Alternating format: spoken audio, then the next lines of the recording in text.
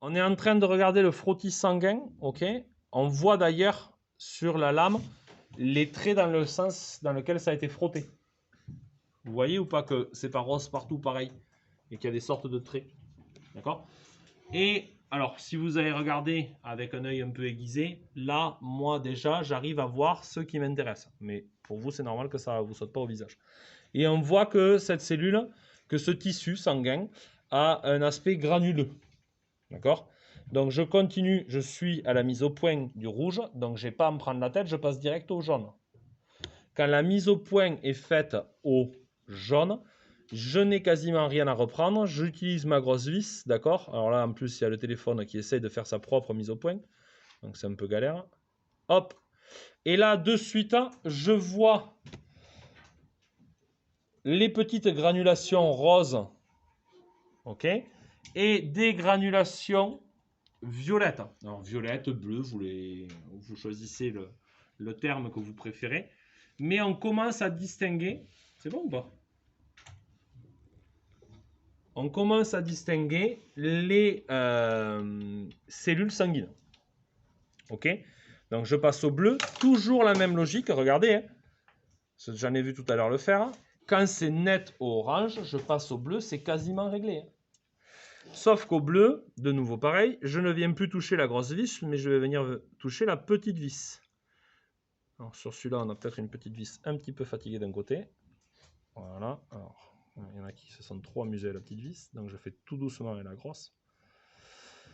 Et là, à ce niveau-là, je vois clairement des cellules qui, avec la coloration artificielle, sont roses. Ok. Et ces cellules sont caractéristiques du tissu sanguin vu qu'elles n'ont pas de noyau. C'est les fameux globules rouges de 5e. Ok. Et dans ces cellules qui n'ont pas de noyau, qui sont rose pâle, vous voyez qu'au milieu, il y a des cellules qui ont la même forme, donc qui sont aussi dans la famille des globules, d'accord? Qui, elles, ont par contre un noyau violet, d'accord? Et il y a deux familles de cellules qui ont des noyaux violets.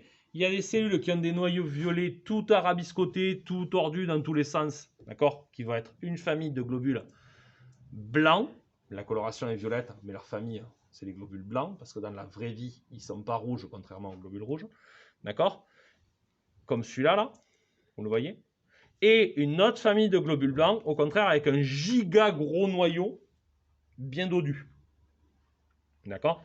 Donc, dans ce sang qui est en septicémie, donc la septicémie, c'est une infection du sang.